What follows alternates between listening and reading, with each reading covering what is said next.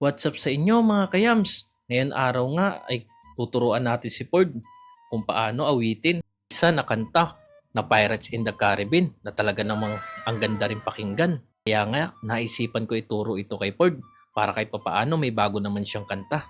Pero iniisip ko nga kung kakayanin ba ito ni Ford kasi medyo matagal na yung huling tinuruan ko siya ng isang kanta pa na Jingle Bells. Pero pipilitin pa rin natin maituro sa kanya kasi nga nagustuhan ko rin talaga kung matututunan niya ito ay malaking bagay din sa kanyang journey sa pag-awit.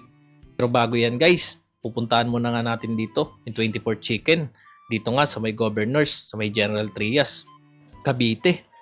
Galing ka nga ng 13 ay papunta siyang Dasma. Pag galing ka naman Dasma ay papunta siyang 13. Isa nga itong 24 Chicken na talaga namang masasarapan din tayo kasi nga minsan ko na natikman to.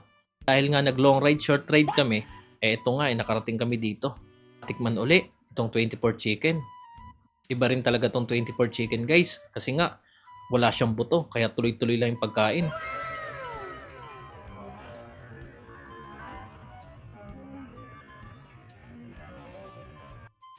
Diba? Grabe. Talagang ubos kong ubos to guys. Sa halagang 100 plus pesos nga lang, ay makakakain ka na ng 3 chicken with rice na yun. At drinks na rin. Grabe. Isa nga ito sa masasabi ko na babalik-balikan din talaga once na matikman mo na. Kaya subukan nyo na rin pumunta rito guys para matikman na rin ang bagong-bagong 24 Chicken.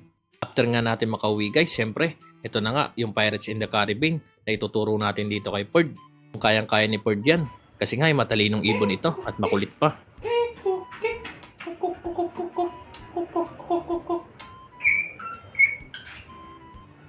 Dito nga sa part na ito ay yung tinuro ko sa kanya. Ay winarm up ko muna para kahit pa paano ay malaman niya kaagad kung ano yung gagawin namin.